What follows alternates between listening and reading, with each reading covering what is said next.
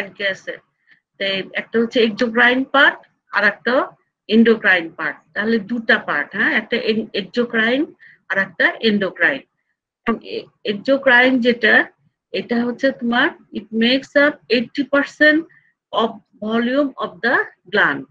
আর এই exocrine part থেকে কি হয়, সিক্রেটস হয় ডাইজেস্টিভ এনজাইমস এন্ড বাইকার্বনেট। হ্যাঁ, তোমরা দেখছো ডাইজেশন পড়ানোর সময় ডাইজেস্টিভ এনজাইম গুলো প্যানক্রিয়াস থেকে আসে। সেটা প্যানক্রিয়াসের কোন পার্ট থেকে? এক্সোক্রাইন পার্ট থেকে। হ্যাঁ, এনজাইম পার্টটা তোমার এটা অ্যাবাউট 2% অফ দ্য গ্ল্যান্ড। এটা এখানে কি থাকে তোমার, মানে দেয়ার আর 2 millions of islets of Langerhans. হ্যাঁ, তাহলে বাকি যে 2% সেটা হচ্ছে এই 2%টার মধ্যে থাকে তোমার 2 millions of islets of Langerhans. এখন আমাদের জানতে হবে যে আমাদের এখন এই এন্ডোক্রাইন পার্ট নিয়ে তোমাদের, এক্সোক্রাইন পার্ট থেকে তাহলে কি ইয়ে হয়, ডাইজেস্টিভ এনজাইম গুলো এবং বাইকার্বনেট। আর এন্ডোক্রাইন পার্ট থেকে তোমার এখানে কি থাকে, তোমার আইলেটস অফ ল্যাঙ্গারহ্যান্স সেল গুলো থাকে। এখন আইলেটস সেলস অফ প্যানক্রিয়াস, এখানে মানে 4 ধরনের তোমার সেল থাকে। হ্যাঁ, এটা তোমার consist of 4 types of cells. সেগুলি কি কি?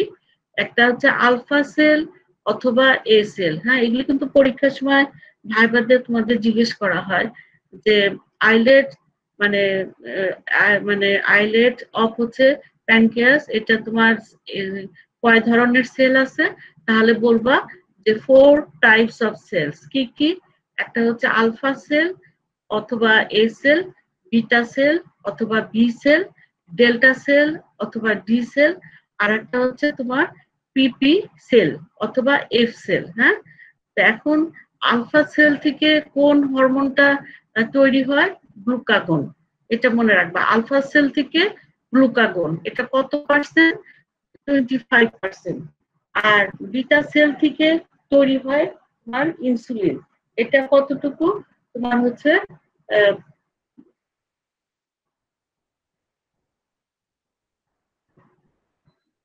বিটা সেল থেকে তোমার ইনসুলিন তৈরি হয়, এটা 60%। আর ডেল্টা সেল থেকে তোমার সোমাটোস্ট্যাটিন তৈরি হয়, এটা 10%। আর পিপি সেল থেকে এটা হচ্ছে প্যানক্রিয়াটিক পলিপেপটাইড তৈরি হয়, সেটা কতটুকু? 5%। সাধারণত জিজ্ঞেস করা হয় যে আলফা সেল গ্লুকাগন কোন সেল থেকে তৈরি হয়? আলফা সেল থেকে। ইনসুলিন কোথা থেকে তৈরি হয়? Beta cell. আর এমনি যদি জিজ্ঞেস করা হয় আইলেট সেলস অফ প্যানক্রিয়াসে কয় ধরনের সেল আছে, তাহলে বলবা যে 4 টাইপস অফ সেলস। তখন নামগুলো বলবা আলফা সেল অথবা এ সেল, বিটা সেল অথবা বি সেল, ডেল্টা সেল আর পিপি সেল অথবা এফ সেল। আর গ্লুকাগন কোথা থেকে তৈরি হয়? Alpha cell. ইনসুলিন কোন সেল থেকে? Beta cell. আর সোমাটোস্ট্যাটিন ডেল্টা সেল থেকে। আর পলিপেপটাইড, প্যানক্রিয়াটিক পলিপেপটাইড যেটা, সেটা পিপি সেল থেকে অথবা থেকে। হ্যাঁ, এখানে একটা ছবি, উপরের ছবিটা প্যানক্রিয়াসের, তোমরা পড়ছো। আর যে নিচে তোমার দেখানো হচ্ছে আইলেটস অফ ল্যাঙ্গারহ্যান্স। বিটা সেলটা ইন্ডিকেট করে দেখানো হয়েছে। এখন মানে ইনসুলিনের স্ট্রাকচার, হ্যাঁ, স্ট্রাকচারটা সম্পর্কে জানতে হবে যে ইনসুলিনটা আসলে কি। এটা, হ্যাঁ, ইনসুলিন এটা একটা পলিপেপটাইড চেইন। হ্যাঁ, সাধারণত এখানে এটা মানে ইনসুলিনের মোট 51 অ্যামাইনো অ্যাসিড থাকে। হ্যাঁ, এটা একটা পলিপেপটাইড, এটা composed of 51 amino acids. Arrange থাকে তোমার 2 পলিপেপটাইড চেইন। সেগুলি কি? একটা হচ্ছে এ চেইন আর একটা হচ্ছে তোমার বি চেইন। এখন এই দুটা চেইন আবার কানেক্টেড থাকে বাই ইন্টারচেইন ডাইসালফাইড ব্রিজ দিয়ে। তার মানে বন্ড দিয়ে তোমার এই দুটা চেইন তোমার কানেক্টেড থাকে। তাহলে ইনসুলিন হচ্ছে এমনিতে polypeptide chain composed of 51 amino acids আর এটা অ্যারেঞ্জ থাকে ইনটু 2 পলিপেপটাইড চেইন সেটা একটা A চেইন আর একটা হচ্ছে B চেইন আর এই দুটো চেইন কানেক্টেড থাকে বাই 2 ডাইসালফাইড বন্ড দিয়ে এখন তোমার A চেইন যেটা সেখানে থাকবে তোমার আর 21 অ্যামাইনো অ্যাসিড আর B চেইনে থাকে তোমার 30 তোমার অ্যামাইনো অ্যাসিড আর A চেইন আর B চেইন তাহলে তোমার দুটা সালফাইড ব্রিজ দিয়ে তোমার কানেক্টেড থাকে সেটা কার কার মধ্যে থাকে A চেইনের A7 নাম্বার অ্যামাইনো অ্যাসিডের সাথে B চেইনের B7 আর এদিকে আরেকটা ডাইসালফাইড ব্রিজ থাকে সেটা হচ্ছে A চেইনের 20 নাম্বার সাথে B চেইনের 19 নাম্বারের সাথে এই মানে ডাইসালফাইড বন্ডটা থাকে আর বললাম যে A চেইন কন্টেইন করে কতগুলো অ্যামাইনো অ্যাসিড 21 অ্যামাইনো অ্যাসিড আর B চেইনে থাকে 30 অ্যামাইনো অ্যাসিড আবার তোমার ইন্টারচেইন ডাইসালফাইড ব্রিজ A চেইনের মধ্যে থাকে মানে A চেইনের ভিতরেই তোমার 6 নাম্বার আর কার্বন 11 নাম্বার অ্যামাইনো অ্যাসিডের মধ্যে তোমার এই ইন্টারচেইন ডাইসালফাইড ব্রিজটা হয় তাহলে A চেইন B চেইন দুটা ডাইসালফাইড বন্ড থাকে একটা হচ্ছে A7 এর সাথে B চেইনের B7 অ্যামাইনো অ্যাসিডের মধ্যে আরেকটা থাকে A চেইনের মানে 20 অ্যামাইনো অ্যাসিডের সাথে B চেইনের 90 অ্যামাইনো অ্যাসিডের মধ্যে আর আরেকটা তোমার ইন্টারচেইন ডাইসালফাইড ব্রিজ থাকে সেটা কার মানে কত কত নাম্বারের মধ্যে থাকে A চেইনের 6 নাম্বার এবং 11 নম্বর অ্যামাইনো অ্যাসিডের ভিতরে এই যে দেখো ছবিতে উপরের ছবিটা খেয়াল করো A চেইন আর B চেইন এই দুটা chain connected by 2 disulphide bond দিয়ে হ্যাঁ একটা হচ্ছে তোমার A চেইনের 7 নম্বর অ্যামাইনো অ্যাসিডের সাথে B চেইনের 7 নম্বর তোমার অ্যামাইনো অ্যাসিডের মধ্যে ডাইসালফাইড ব্রিজটা আছে আর একটা দিকে A চেইনের ডান দিকে খেয়াল করো A চেইনের তোমার 20 অ্যামাইনো অ্যাসিডের সাথে তোমার B চেইনের 19 অ্যামাইনো অ্যাসিডের মধ্যে আর ইন্টারচেইন ডাইসালফাইড বন্ড যেটা A চেইনের মধ্যে আছে সেটা খেয়াল করো একটা 6 নাম্বার আর একটা হচ্ছে 11 নাম্বার সাথে তোমার ডাইসালফাইড ব্রিজ দিয়ে কানেক্টেড হ্যাঁ এটা ইন্টারচেইন কানেক্টেড হ্যাঁ এটা লিপিং কটের ভিতরে তোমার এই ছবিগুলো আছে সব হ্যাঁ এটা তাহলে আর মানে এখন ইনসুলিনের মলিকুলার ওয়েট কত 5808 গ্রাম আর সাধারণত এই 11 নম্বর যে ক্রোমোজোম এটা ইম্পর্টেন্ট কারণ যে এখানে ইনসুলিনের জন্য যে জিনটা সেটা এই 11 নম্বর ক্রোমোজোমে শর্ট টার্মে থাকে হ্যাঁ আর এটার হাফ লাইফ অফ ইনসুলিন কত 3 to 5 মিনিট আর ইনসুলিনটা কোথায় ডিগ্রেশন হয় লিভার এবং কিছুটা হয় কিডনিতে ইনসুলিনেস এনজাইম দিয়ে হয়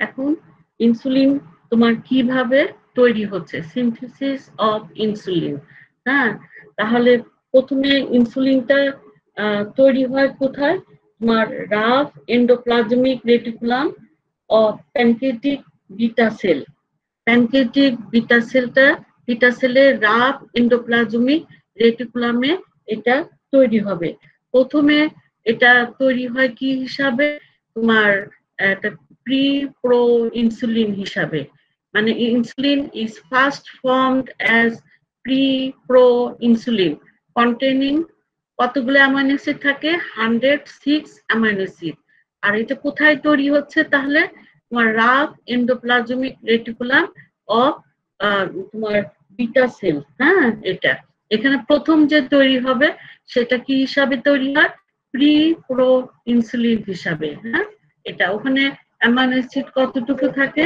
106টা অ্যামাইনো অ্যাসিড থাকে আর তারপরে এটা সিনথেসিস হওয়ার পরে মাইক্রোজোমাল এনজাইম দিয়ে এটা ক্লিপস হবে ক্লিপস হয়ে কি তৈরি হবে প্রো ইনসুলিন তখন মানে কতটা অ্যামাইনো অ্যাসিড কন্টেইন করবে তোমার 82 অ্যামাইনো অ্যাসিড, এটা একটা সিঙ্গেল তোমার হচ্ছে পলিপেপটাইড চেইন হিসাবে থাকবে। প্রথমে প্রি প্রো ইনসুলিন হলো, সেখানে অ্যামাইনো অ্যাসিড ছিল কত 106 অ্যামাইনো অ্যাসিড। তারপরে মাইক্রোজোমাল এনজাইম দিয়ে এটা ক্লিভড হবে, হয়ে তোমার কি হবে প্রো ইনসুলিন হবে। সেটা কন্টেইন করবে কতটুকু 82 অ্যামাইনো অ্যাসিড, এটা একটা সিঙ্গেল পলিপেপটাইড চেইন। তারপরে এইটা কি হবে তোমার ফোল্ডেড হবে, হ্যাঁ ফোল্ডেড হবে হয়ে এ এন্ড বি চেইন, এটা কানেক্টেড হবে বাই তোমার কানেক্টিং একটা সেগমেন্ট দিয়ে, যেটাকে বলা হচ্ছে কানেক্টিং পেপটাইড অর্থাৎ সি পেপটাইড। হ্যাঁ চেইন বি অলসো তোমার কানেক্টেড হবে বাই ডাইসালফাইড বন্ড। তাহলে যখন প্রো ইনসুলিন তৈরি হলো, তারপরে কি হবে এটা ফোল্ডেড হবে অ্যাজ তোমার chain A and chain B, এরা কানেক্টেড হবে মানে কি দিয়ে একটা কানেক্টিং সেগমেন্ট, যেটাকে বলা হচ্ছে তোমার কানেক্টিং পেপটাইড, সেটার নাম আমরা সংক্ষেপে বলা হয় সি পেপটাইড। আর এমনিতে মানে চেইন এ এবং বি চেইন এরা মানে ক্রস কানেক্টেড হবে, আমরা আগে দেখে আসলাম কি দিয়ে ডাইসালফাইড বন্ড দিয়ে। হ্যাঁ তাহলে এই তারপরে তোমার এই প্রো ইনসুলিনটা কি হবে ট্রান্সপোর্টেড হবে কোথায় তোমার গোলজি অ্যাপারাটাসে, কিসের ওখানে কেন যাবে তোমার ফর প্যাকেজিং এবং স্টোরেজ হওয়ার জন্য। হ্যাঁ এটা তাহলে এই এ চেইন আর বি চেইন এরা ফোল্ডেড হয়ে এরা কানেক্টেড হবে কি দিয়ে কানেক্টিং পেপটাইড দিয়ে, যেটাকে সংক্ষেপে বলা হয় সি পেপটাইড। আর এ চেইন এবং বি চেইন এরা আবার তোমার ক্রস কানেক্টেড হবে ডাইসালফাইড বন্ড দিয়ে। আর তারপরে প্রো ইনসুলিনটা কোথায় ট্রান্সপোর্টেড হবে গোলজি অ্যাপারাটাস এবং কিসের জন্য ফর প্যাকেজিং এবং স্টোরেজের জন্য।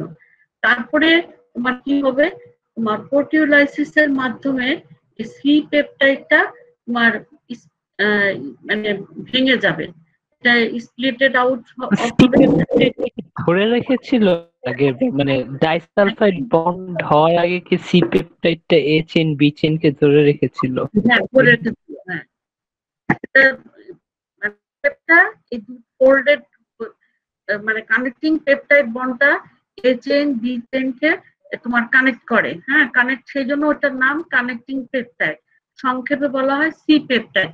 তারপরে এ চেইন এবং বি চেইনের তারপর এরাও কানেক্টেড হয় বাই ডাইসালফাইড ব্রিজ দিয়ে। হ্যাঁ তারপরে এরা ট্রান্সপোর্ট হবে কোথায় গোলজি অ্যাপারাটাসে, সেখানে কি হবে প্যাকেজিং হবে এবং স্টোর থাকবে।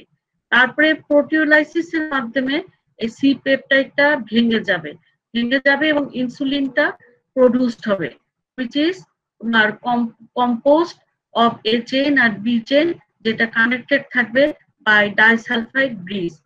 পরের একটা ছবিতে তোমার এগুলি লিপিন করতে দেখবা, ওখানে সুন্দর করে দেওয়া আছে। এই যে এইটা কানেক্টেড থাকে, প্রথমে তোমার কানেক্টেড থাকবে সি চেইন দিয়ে, পরে তোমার ওইটা স্প্লিট হওয়ার পরে তারপরে তোমার প্রথম ইন্টারচেইনটা তোমার ডাইসালফাইড ইয়েটা হবে, কিন্তু প্রথমে তোমার কানেক্টিং মানে সেগমেন্ট যেটাকে আমরা সি পেপটাইড বলতেছি, এটা দিয়ে কানেক্টেড হবে হয়ে ফোল্ডিং হওয়ার পরে তারপরে তোমার ডাইসালফাইড বন্ড দিয়ে তারপরে দুটা চেইনের মধ্যে বন্ডিং হবে এবং ইন্টারচেইন তোমার ডাইসালফাইড বন্ড হবে এটা।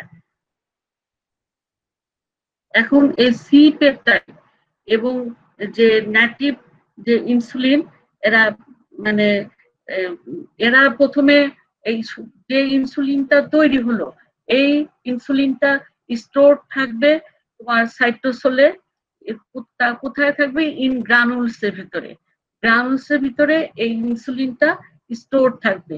তারপরে এটা রিলিজড হবে ব্লাডে, কিভাবে কি প্রসেসে বাই এক্সোসাইটোসিস প্রসেস। যখন তোমার প্রপার স্টিমুলাস পাবে তখন এই ইনসুলিনটা তোমার এমনিতে ইনসুলিন এরপরে স্টোর থাকবে সাইটোসোলে, এটা গ্রানুলসের মধ্যে থাকবে। তারপরে যখন তোমার স্টিমুলাস পাবে তখন ওই গ্রানুলস থেকে এই ইনসুলিন রিলিজড হবে ব্লাডে বাই এক্সোসাইটোসিস প্রসেসের মাধ্যমে। হ্যাঁ, এটা তাহলে এমনি সি পেপটাইডটা সম্পর্কে এমনি একটু এখানে লেখা আছে, শুধু এটি মনে রাখলে হবে যে সি পেপটাইড যেটা, এটা তোমার এটার কোনো এমনি it has no biological activity of insulin. হ্যাঁ, কিন্তু তোমার এটা কি করে ওই এ চেন আর বি চেনকে তোমার কানেক্টেড করে। আর একটা জিনিস যে এটা দেখে বোঝা যায় ইট is a good indicator of insulin production and secretion. হ্যাঁ, এটা আর এর কনসেন্ট্রেশন, ফাস্টিং কনসেন্ট্রেশন যদি আমরা দেখি তো অনেক এখন ইদানিং এই তোমার সি পেপটাইডটা তোমার অনেক সময় এটা তোমার ডায়াগনোসিসের জন্য ওই হাইপোগ্লাইসেমিয়া হলে কোনো ইয়েতে ডিজিজে তোমার সি পেপটাইডটাও ফাস্টিং সুগারের সাথে অনেক সময় সি পেপটাইডটা, হ্যাঁ, সি পেপটাইডটা দেখা হয়। এটা একটা good indicator of insulin production and secretion.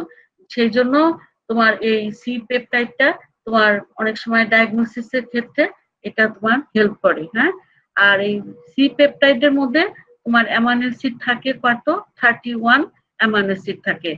আর এর হাফ লাইফটা তোমার একটু বেশি, অ্যাবাউট 30 মিনিট। আর fasting serum C peptide level কত, মানে আসলে 1 থেকে 2 ন্যানোগ্রাম পার ml। এর সময় যে সি পেপটাইড সম্পর্কে একটু জিজ্ঞেস করতে পারে, তখন তো বলবা যে এটা যে তোমার কানেক্টিং পেপটাইড, আর এটা it is not biologically active, but it is a good indicator for to see the insulin production and secretion. আর এটা সি পেপটাইড consists of 31 amino acid, এর হাফ লাইফ হচ্ছে about 30 মিনিট। আর এর ফাস্টিং সিরাম কনসেন্ট্রেশনটা কত, সি পেপটাইডের লেভেল যদি আমরা দেখি তাহলে ওটা 1 থেকে 2 ন্যানোগ্রাম পার ml। ফাংশন এভাবে বলা যায় যে it is essential for proper insulin folding. তারপরে it is a good indicator of insulin production and it is index of in patients receiving exogenous insulin, differential of diagnosis of hypoglycemia. এখন mechanism of action কি, মানে insulin কিভাবে কাজ করে। হ্যাঁ, এটা insulin কাজ করার জন্য কি দরকার, এটা রিসেপ্টর দরকার। হ্যাঁ, কারণ এ সাথে বাইন্ড করবে। আর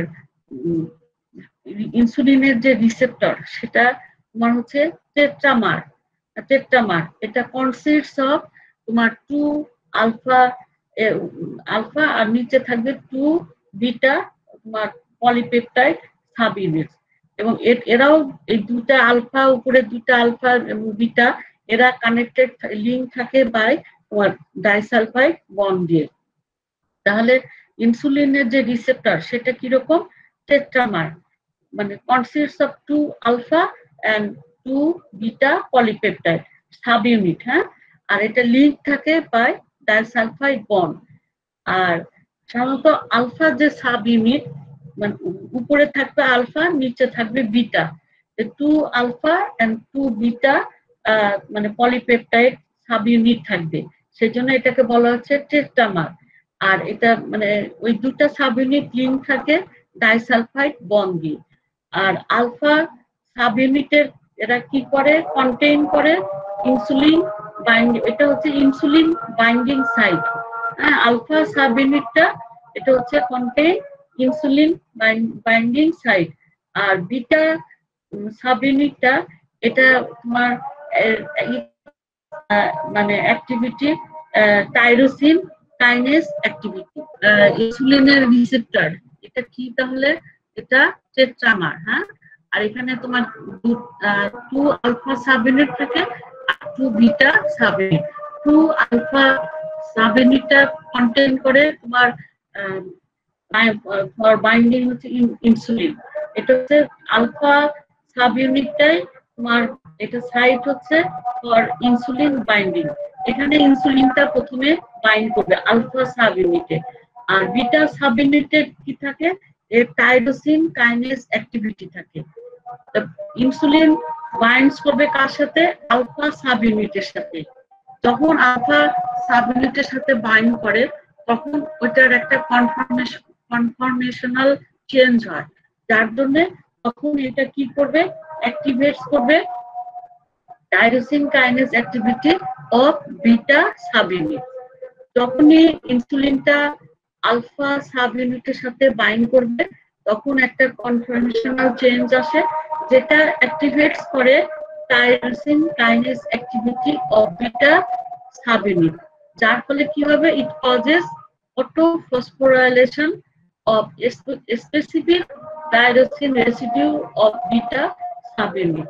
তাহলে when insulin binds with alpha subunit, then it activates the tyrosine kinase activity of beta subunit to cause autophosphorylation of specific tyrosine residue of beta subunit.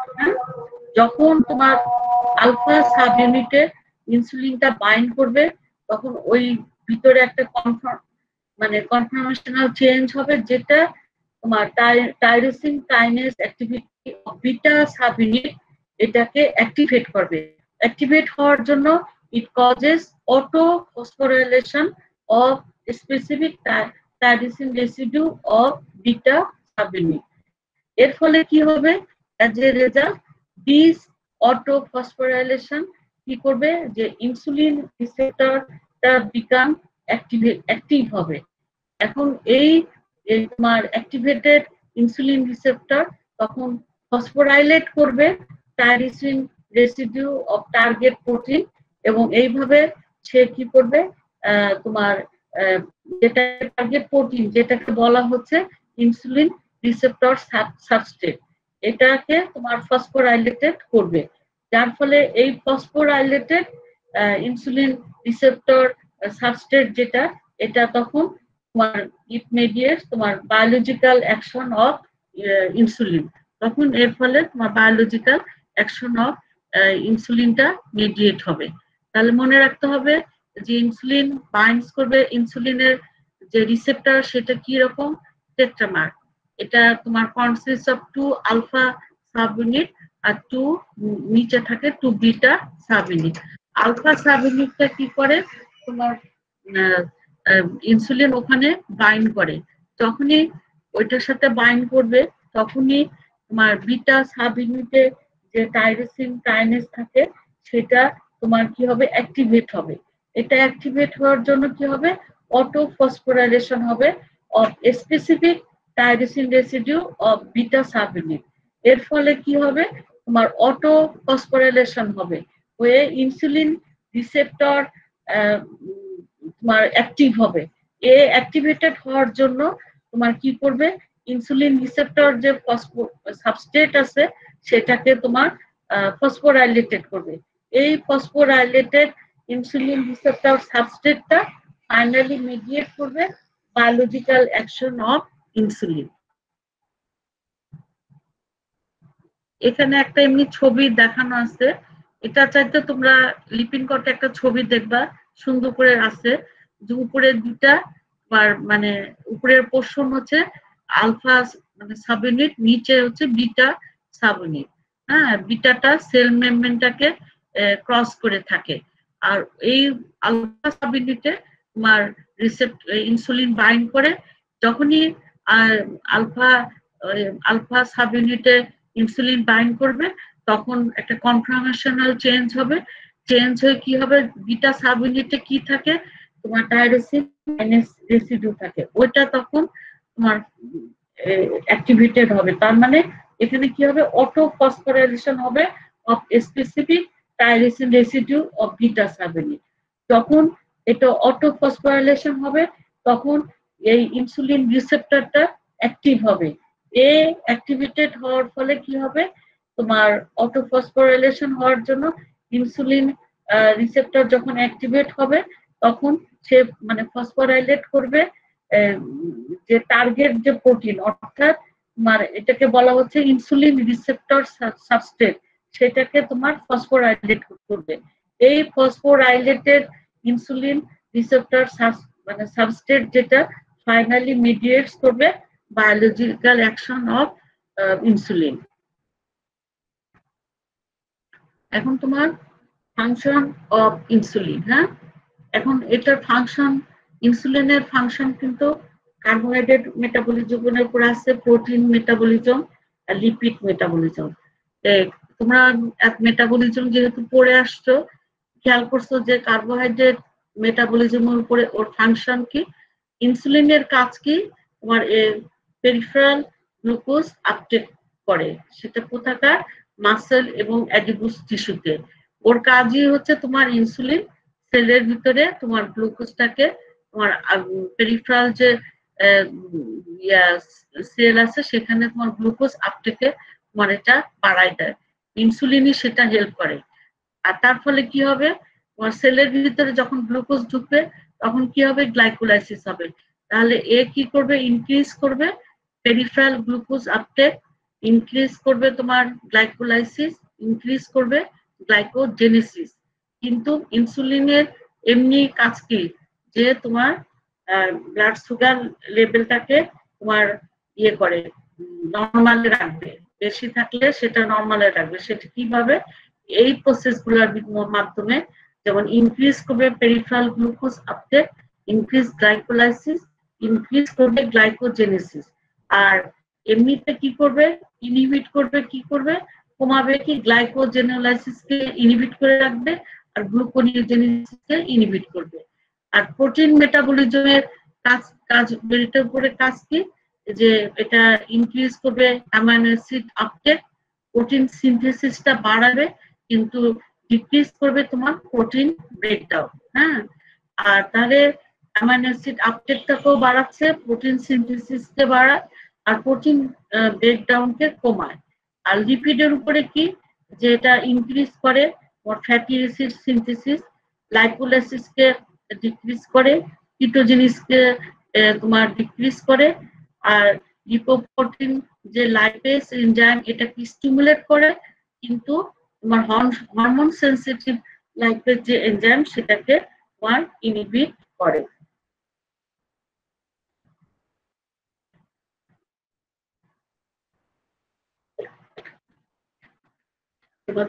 আমাদের পরীক্ষায় তোমাদের ফাংশন এগুলো জিজ্ঞেস করা হবে না, শুধু এমনি একটু জেনে রাখো যে ইনসুলিন মানে কাজ কি, তাহলে কার্বোহাইড্রেট মেটাবলিজমের উপরে এর কাজ কি, it increases peripheral glucose uptake, increase করবে গ্লাইকোলাইসিস, ইনক্রিজ করবে গ্লাইকোজেনেসিস, আর ডিক্রিজ করবে গ্লাইকোজেনোলাইসিস আর গ্লুকোনিওজেনেসিস। প্রোটিনের উপরে কি, ইনক্রিজ করবে amino acid uptake, increase protein synthesis, decrease protein breakdown. আর লিপিড মেটাবলিজমের উপরে ফ্যাটি সিনথেসিসটা বাড়াই দিবে, লাইপোলাইসিসটা ডিক্রিজ করবে, আর কিটোজেনেসিসটা ইনহিবিট করে রাখবে। এদিকে তোমার স্টিমুলেট করে লিপোপ্রোটিন লাইপেজ এনজাইমকে, হ্যাঁ, আর ইনহিবিট করে রাখে হরমোন সেনসিটিভ লাইপেজ এনজাইম। আর এটা সেলের ভিতরে পটাশিয়ামকে মানে ইনফ্লাক্স করে, স্টিমুলেট করে to potassium influx into the cell, যার ফলে তোমার কি হবে, হাইপোক্যালিমিয়া হবে।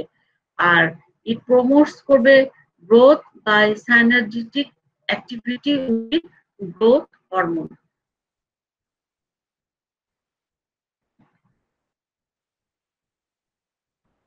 সাধারণত রেগুলেশন অফ ইনসুলিন সিক্রেশন, সাধারণত স্টিমুলেশন কখন হবে, যখন ব্লাড গ্লুকোজ লেভেলটা বেড়ে যায়, হ্যাঁ, যখন হাইপার গ্লাইসেমিয়া হবে তখন তোমার মানে ওকে স্টিমুলেট করবে। তারপরে গ্লুকোজেনিক অ্যামাইনো অ্যাসিডের জন্য বেশি হলে তখন, আর একটা হচ্ছে তোমার অ্যামাইনো অ্যাসিডের আর ডিআই ট্র্যাক্টের কতগুলো হরমোন, যেমন লোকাল হরমোন গ্যাস্ট্রিন, সিক্রেটিন, কোলিসিস্টোকাইনিন এগুলি।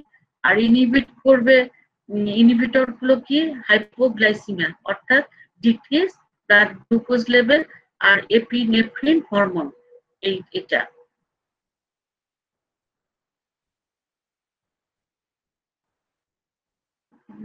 দরকার নেই। সাধারণত যে ইনসুলিন সাধারণত কোন টিস্যুগুলোতে তোমার গ্লুকোজ আপটেকে তোমার ফ্যাসিলিটেট করে, insulin increase, insulin facilitate glucose uptake. তার মানে it means blood glucose can not enter into the cell without the help of insulin. হ্যাঁ, তাহলে ইনসুলিনের হেল্প ছাড়া তোমার ব্লাড গ্লুকোজটা সেলের ভিতরে ঢুকতে পারে না। সে কোনগুলো টিস্যুর ভিতরে, তোমার স্কেলিটাল মাসল, কার্ডিয়াক মাসল আর অ্যাডিপোজ টিস্যু, এগুলিতে তোমার ব্লাড গ্লুকোজ ক্যান নট তোমার enter into the cell without the help of insulin. আর কতগুলোর ভিতরে ইনসুলিন তোমার does not facilitate glucose uptake, হ্যাঁ, সেগুলি অর্থাৎ এটা হচ্ছে ইনসুলিন ইনসেনসিটিভ টিস্যু। সেগুলি কোনগুলো, অর্থাৎ it means blood glucose can enter into the cell without the help of insulin. ইনসুলিনের হেল্প ছাড়াই তোমার ব্লাড গ্লুকোজ কোন কোন সেলের ভিতরে ঢুকতে পারে, যেমন হচ্ছে neuron, RBC, lens, cornea, hepatocyte, enterocyte, renal tubular cell আর প্যানক্রিয়াটিক বিটা সেল। এগুলিতে তোমার ব্লাড গ্লুকোজ এন্টার করতে পারবে into the cell without the help of insulin. আর আগের তোমার ইয়েতে ছিল যে এই skeletal muscle, cardiac muscle, adipose tissue, এইগুলি সেলের ভিতরে গ্লুকোজ ঢুকতে গেলে মানে ইনসুলিনের হেল্প ছাড়া এরা মানে ঢুকতে পারবে না গ্লুকোজ। আর কিন্তু এই মানে সেলগুলোর ভিতরে তোমার উইদাউট তোমার হেল্প অফ ইনসুলিন, অর্থাৎ এরা হচ্ছে ইনসুলিন ইনসেনসিটিভ টিস্যু। সেগুলি কি, neuron, RBC, lens, cornea, hepatocyte, enterocyte, renal tubular cell. এখন তোমার গ্লুকাগন, হ্যাঁ, গ্লুকাগন তাহলে কোন প্যানক্রিয়াসের কোন সেল থেকে এটা তৈরি হচ্ছে, আলফা সেল থেকে। আর এটাও মনে রাখছে, এটাও পলিপেপটাইড হরমোন। হ্যাঁ, এটা কোন ধরনের হরমোন, পলিপেপটাইড হরমোন। আর এটা হচ্ছে ক্যাটাবলিক হরমোন। আর এটা কোন সেল থেকে হচ্ছে, আলফা সেল থেকে। আর এটাও কন্টেইন করে কতটা অ্যামিনো অ্যাসিড, একটা সিঙ্গেল পলিপেপটাইড চেয়ে কতটা থাকে, 29 অ্যামিনো অ্যাসিড থাকে। 29 অ্যামিনো অ্যাসিড এটার ভিতরে থাকে। আর এটার মেকানিজম অফ অ্যাকশন কি, যে এটা প্রথমে গ্লুকাগন যেটা, এটা রিসেপ্টরের সাথে বাইন্ড করলে তখন যখনই রিসেপ্টরের সাথে বাইন্ড হবে তখনই এটা অ্যাক্টিভেট করবে অ্যাডিনাইলেট সাইক্লেজ এনজাইমকে। এটা অ্যাডিনাইলেট সাইক্লেজ এনজাইমকে যখনই অ্যাক্টিভেট করবে তখন ইনক্রিজ করবে সাইক্লিক এমপি। এই মানে ইনক্রিজেস, এটা তখন হেল্প করবে, ইনক্রিজ করবে সাইক্লিক এমপি। এই সাইক্লিক এমপি তখন কি করবে, অ্যাক্টিভেটস করবে তোমার সাইক্লিক এমপি ডিপেন্ডেন্ট প্রোটিন কাইনেসকে। তাহলে সাইক্লিক এমপি তখন কি করবে, অ্যাক্টিভেট করবে সাইক্লিক এমপি ডিপেন্ডেন্ট প্রোটিন কাইনেসকে। তার তখন অ্যাক্টিভেট হওয়ার ফলে তখন কি হবে, মানে এনজাইম গুলো ফসফোরাইলেশন হবে। ফসফোরাইলেশন হওয়ার ফলে তোমার mediates the biological action of তোমার গ্লুকাগন। হ্যাঁ, তাহলে এটা মনে রাখতে হবে যে এটা যখনই রিসেপ্টরের সাথে বাইন্ড করবে তখন তোমার এটা অ্যাক্টিভেট করবে অ্যাডিনাইলেট সাইক্লেজ এনজাইমকে। যখনই অ্যাডিনাইলেট সাইক্লেজ তোমার এনজাইম অ্যাক্টিভেট হবে তখন এটা ইনক্রিজ করবে সাইক্লিক এমপি কে। সাইক্লিক এমপি তখন কি করবে, অ্যাক্টিভেট করবে সাইক্লিক এমপি ডিপেন্ডেন্ট প্রোটিন কাইনেসকে। তখন কি হবে, ফসফোরাইলেশন অফ এনজাইম হবে, যা তখন it shows the biological action. আর গ্লুকাগনের ফাংশন কি, তোমার ঠিক ইনসুলিনের উল্টাটা। হ্যাঁ, এক জায়গায় একটা ছবি দেখাবো যে ইনসুলিন একা একদিকে আর অন্যদিকে তোমার গ্লুকাগন, তারপরে cortisol, epinephrine, norepinephrine, growth hormone, এরা একদিকে তোমার কাজ করে। ইনসুলিন চাইবে ব্লাড গ্লুকোজ লেভেলটা বেড়ে গেলে ওটাকে কমানোর চেষ্টা করবে, আর গ্লুকাগন চাইবে তোমার ব্লাড সুগার কমে গেলে এটাকে বাড়ানোর চেষ্টা করবে। তাহলে বাড়াইতে হলে আমার কি করতে হবে? গ্লাইকোজেনোলাইসিস, তার মানে গ্লাইকোজেনকে ভাঙতে হবে। গ্লুকোনিওজেনেসিস মানে নিওজেনিসটা বাড়াতে হবে, অর্থাৎ গ্লুকোজ তৈরি বেশি করতে হবে। তাহলে গ্লুকাগনের কাজ কি? তোমার গ্লুকোজ লেভেলটাকে ইনক্রিজ করা। সেটা কিভাবে করবে? মানে ইনক্রিজিং গ্লাইকোজেনোলাইসিস, মানে গ্লাইকোজেনকে বেশি বেশি করে ভাঙবে। গ্লুকোনিওজেনেসিসের মাধ্যমে তোমার কি করবে? তোমার গ্লুকোজ তৈরি করবে। হ্যাঁ, গ্লুকোনিওজেনেসিসটা যে তোমার এটা মানে গ্লুকোজ তৈরি হবে নন কার্বোহাইড্রেট সোর্স থেকে। সেটা কি? একটা হচ্ছে তোমার glucogenic amino acid, pyruvate, lactate, glycerol. অনেক সময় তোমাদের কিন্তু পরীক্ষায় ছোট কোশ্চেন থাকে যে গ্লিসারল থেকে কিভাবে তোমার গ্লুকোনিওজেনেসিসের প্রসেসের মাধ্যমে গ্লিসারল থেকে কিভাবে গ্লুকোজ তৈরি হচ্ছে। তাহলে আমাদের গ্লুকাগনের কাজ কি? তোমার হচ্ছে ও হাইপোগ্লাইসেমিয়া হলে, অর্থাৎ কোনো কারণে যদি ব্লাড সুগার লেভেল কমে যায়, তখন এ ব্লাড সুগার বাড়াবে। তাহলে একটা হচ্ছে গ্লাইকোজেনোলাইসিস প্রসেসে বাড়াবে, মানে গ্লাইকোজেনকে ভেঙে, আর একটা হচ্ছে গ্লুকোনিওজেনেসিস প্রসেসে, তাই না? আর কি করবে? তাহলে ইনহিবিট করবে কাকে? গ্লাইকোজেনেসিস, মানে গ্লাইকোজেনেসিস হতে দিবে না। আর এর ফলে কি হবে? কিটোজেনেসিসটা বাড়বে, তারপরে তোমার কিটোজেনিক সিনথেসিস বাড়ায় দিবে, লাইপোলাইসিসটা হবে। আর আর এর তার ফলে নেট ইফেক্টটা কি হবে? তোমার ইনক্রিজ করবে তোমার ব্লাড গ্লুকোজ লেভেল।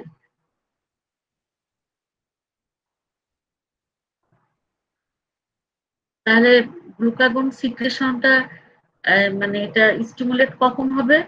যখন ব্লাড গ্লুকোজ লেভেলটা কমে যাবে। আর এপিনেফ্রিন হরমোন এটাকে স্টিমুলেট করবে। আর ইনহিবিট হবে কখন? যদি ব্লাড গ্লুকোজ লেভেল বেড়ে যায়, ইনক্রিজ করে, তখন এটা ইনহিবিটর হিসাবে কাজ করবে। অনেক সময় ভাইবাটা কিন্তু খুবই জিজ্ঞেস করা হয় যে ডায়াবেটোজেনিক হরমোন কি? হ্যাঁ, নেম দা ডায়াবেটোজেনিক হরমোন। কোনগুলো হচ্ছে ডায়াবেটোজেনিক হরমোন? হ্যাঁ, আর কোনটা হচ্ছে অ্যান্টি ডায়াবেটোজেনিক হরমোন? তাহলে ডায়াবেটোজেনিক হরমোন কোনগুলো? গ্লুকাগন, এপিনেফ্রিন, গ্লুকোকর্টিকয়েড আর গ্রোথ হরমোন। হ্যাঁ, আর অ্যান্টি ডায়াবেটোজেনিক হরমোন কোনটা? ইনসুলিন দেখো একা। হ্যাঁ, আর ওরা হচ্ছে তোমার ডায়াবেটোজেনিক হরমোন। এই যে এখানে দেখো একটা ছবি, যে এটা লিপিন কটে আছে, দেখো যে ইনসুলিন একা একটা দড়ি টানাটানি অনেক সময় খেলা হয় না, দুই পাশে তোমার দড়ি নিয়ে টানাটানি হয়। ইনসুলিন দেখো একা একদিকে লড়ছে, আর ওরা গ্লুকাগন, এপিনেফ্রিন, গ্রোথ হরমোন, তারপরে তোমার নরএপিনেফ্রিন, এগুলি হচ্ছে তোমার অন্যদিকে তোমার টানাটানি করতেছে। হ্যাঁ, এটা তাহলে ইনসুলিন সাধারণত কি করে? তোমার ইনহিবিট করে গ্লাইকোজেনোলাইসিস, গ্লুকোনিওজেনেসিস, কিটোজেনেসিস আর লাইপোলাইসিস। আর গ্লুকাগন, এপিনেফ্রিনের তার উল্টা কাজ, এরা বাড়াই দিবে গ্লাইকোজেনোলাইসিস, গ্লুকোনিওজেনেসিস, কিটোজেনেসিস আর লাইপোলাইসিস। এটা দেখে মনে রাখবা যে ইনসুলিন একা একদিকে আর বাকিরা আর একদিকে।